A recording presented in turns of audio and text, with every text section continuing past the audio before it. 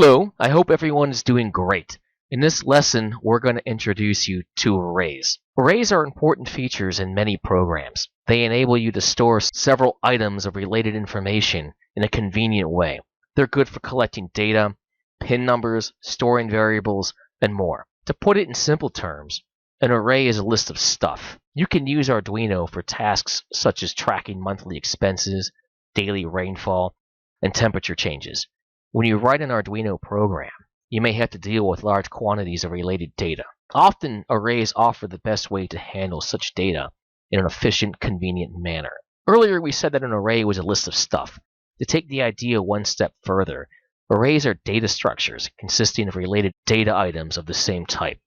In other words, an array is a series of values of the same type, such as 10 chars or characters or 15 ints or integers stored sequentially in memory. So an array is also a group of similar items. For example, here's an array of rocks, and here's an array of bottles. So now we know that not only is an array a list or group, it's a list or group of similar items. But what's the point? Earlier we said that arrays were good for collecting data.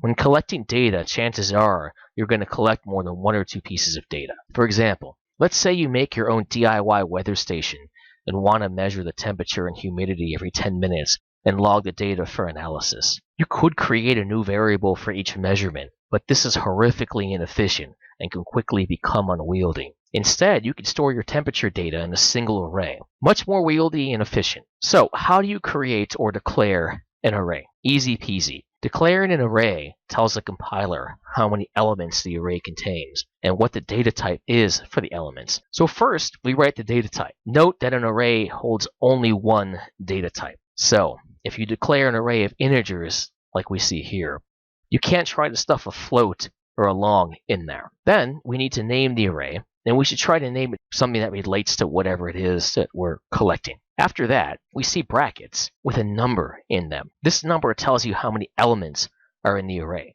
And this number gives the size of the array. In our example, this array can hold up to 100 integers, and each integer, or temperature measurement in this case, is an element of the array. Now here are some more examples of array declarations. We have an array of 32 floats called freezing. We can also have an array of characters as we see here, and then we have again an array of integers. The brackets identify freezing, broil, and dollars as arrays, and the number enclosed in the brackets indicates the number of elements in the array during declaration.